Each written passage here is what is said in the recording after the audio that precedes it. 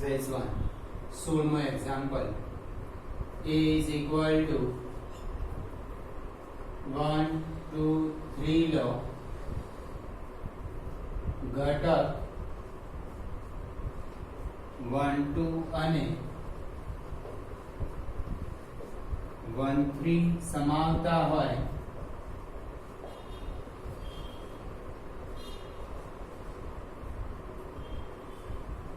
અને સ્વવાચક અને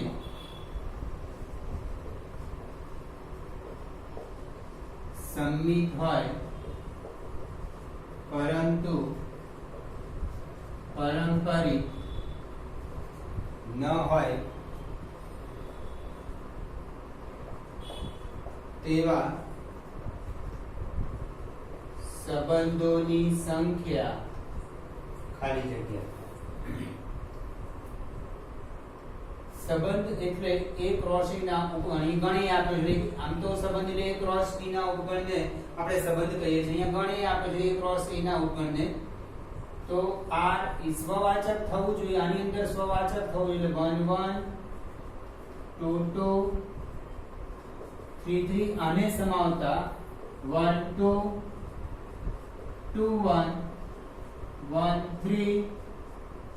3 1 દરેક ઘટક માટે સ્વવાચક થયું 1 2 અને 1 3 માટે સ્વવાચક અને સંમિત પરંતુ પારંપરિક 1 2 અને 1 3 ને સમાવવો જોઈએ એટલે 1 2 ને મેં સમાયા તો સંમિત થવા માટે 1 2 નું 2 1 લીધું અને 1 3 નું 3 1 લીધું હવે આના સિવાય બીજા કોઈ ઘટક દાખલ કરીશું હવે પહેલા આને ચેક કરીએ સ્વવાચક થાય છે આ સ્વવાચક સંમિત આને પણ સંમિત કહેવાય આ પણ સંમિત છે પણ પારંપરિક નથી દાખલા તરીકે 2 1 1 3 is implies 2 3 does not belongs to R એ ધ્યાન રાખવાનું જે પણ ઘટક લો એમાં સ્વવાચક અને સંમિત જ થવું જોઈએ પારંપરિક ના થવું દાખલા તરીકે તમે એવું વિચારો બીજો આવો વિચારીએ કે સંબંધ R લઈએ તો કે 1 1 2 2 3 3 1 2 ને 2 1 ને તો સમાવવો જ પડે 1 2 અને 1 3 ને તો સમાવવો જ પડે એટલે કે એને સંમિત બનવા માટે 2 1 લેવું પડે 1 3 3 1 2 3 3 2 આ લેશો તમે આખું એક ક્રોસ એ લેશો તમે સંબંધમાં તો એ સ્વવાચક પણ થશે સંમિત પણ થશે અને પારંપરિક પણ થશે એટલે આ લઈ શકાશે નહીં એટલે એવા ઘટકોની સંખ્યા ફક્ત એક જ આપણને સંબંધ મળશે આ એક જ સંબંધ મળશે એની અંદર જો તમે 2 3 અને 3 2 દાખલ કરશો તો સ્વવાચક સંમિત અને પારંપરિક પણ થઈ જશે આપણે તો પારંપરિક ના થવું જોઈએ અને પારંપરિક ન થાય એવો એક જ સંબંધ મળે છે આપણને એટલે એનો વિકલ્પ આવશે A 70 A is equal to 1 2 3 લો 1 2 ને સમાવતા સામ્ય સંબંધો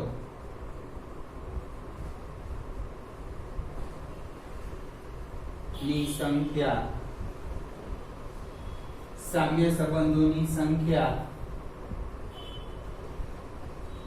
એટલે સ્વવાચક સંમિત અને પારંપરિક 1 2 ને સમાવવો જોઈએ તમારે તો 1 1 2 2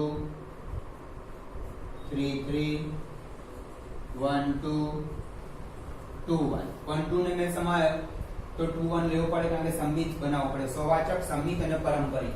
હવે તમે ધ્યાનથી જોશો 1 1 1 2 1 1 1 2 is implies 1 2 અંદર છે પારંપરિક છે 2 1 2 2 2 1 તો 2 1 બનશે આની અંદર છે પારંપરિક છે હવે 2 1 1 1 તો 2 1 બનશે એ પણ પારંપરિક છે એટલે એક સંબંધ મળ્યો હવે બીજો સંબંધ R is equal to 1 1 2 2 3 3 1 2 2 1 1 3 3 1 2 3 3 આખો એક રોશે લઈ લો,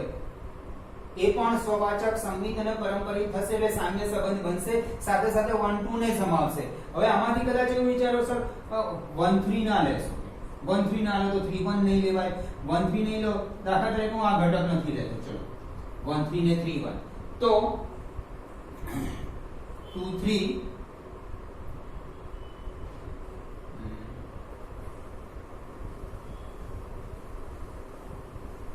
2 3 3 3 2 3 બનશે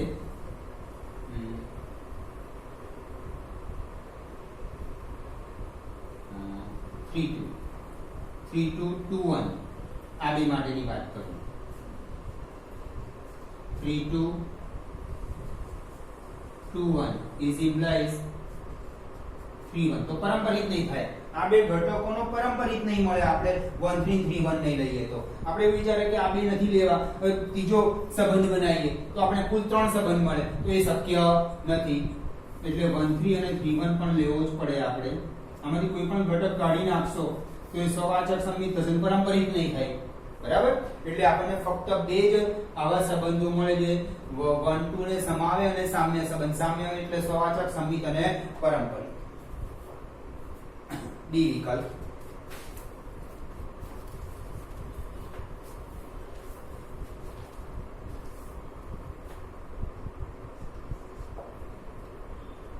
FR2R ચિહ્ન વિધેય છે,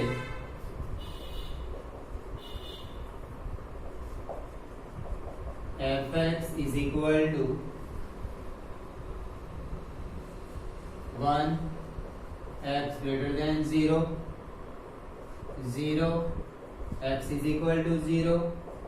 minus 1 x less than 0 GR2R મહત્તમ પૂર્ણાંક વિધેય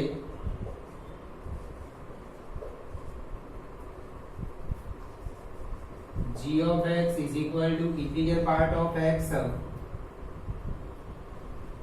જ્યાં integer part of x x અથવા x થી નાના પૂર્ણાંકો પૈકી મહત્તમ પૂર્ણાંક દ્વારા વ્યાખ્યાયિત છે,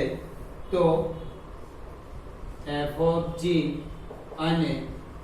g of f એ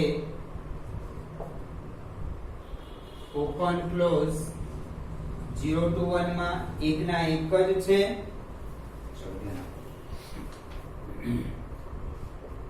આપણે ઓપન ક્લોઝ 0 to 1 માં એક ઘટક x is equal to 1/2 લઈ લઈએ, જે ઓપન ક્લોઝ 0 to 1 માં f of g of x is equal to f of g of x f of g of 1/2 f of વિધેય g માં x ની જગ્યાએ 1/2 એટલે integer part of 1/2, integer part of 1/2 એટલે 1/2 કયા પૂર્ણાંકો ક્રમિક પૂર્ણાંકોની વચ્ચે આવે તો 0 less than or equal to x less than 1. તો આ બન્યું f of 0 f of 0 f of 0 x is equal to 0 f of 0 is equal to 0. g of f of x g of f of x x is equal to 1/2 લઈ લો, f of 1/2 g of f of 1/2 1/2 positive છે, positive માટે 1 છે તો આ 1 આવ્યું. f of 1/2 f of 1/2 positive છે તો f of 1/2 is equal to 1 આવ્યું. g of 1 વિધેય g માં x ની જગ્યાએ 1 મૂકી દો, integer part of 1 એટલે પૂર્ણાંક સમાન નથી આવતા, સમાન નથી. f of g g of x સમાન નથી. આ ખાસ ધ્યાન રાખજો કે 1/2 કયા બે ક્રમિક પૂર્ણાંકોની વચ્ચે આવે છે તો 0 અને 1 ની વચ્ચે આવે છે, તો આ ભાગ જવાબ થઈ ગયો 0 એટલે f of 0 બન્યું. વિધેયમાં f of 0 તો 0.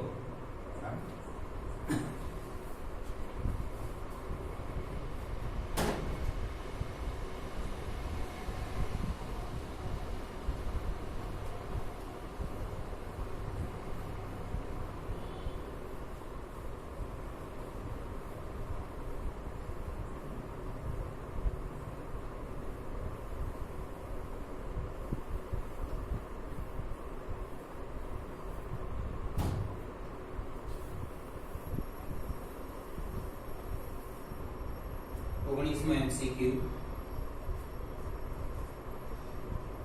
ગણ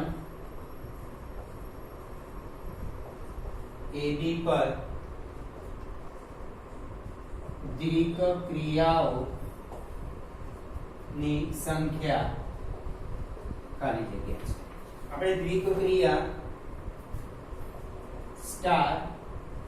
A cross A to A પર દ્વિક ક્રિયા કરીએ છીએ. આ A ક્રોસ A એટલે AD DA AA DE અને આ ગણ A.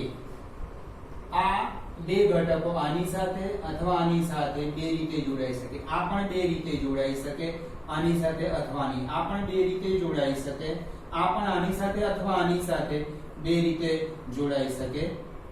Is equal to 60. દ્વિક ક્રિયાઓની સંખ્યા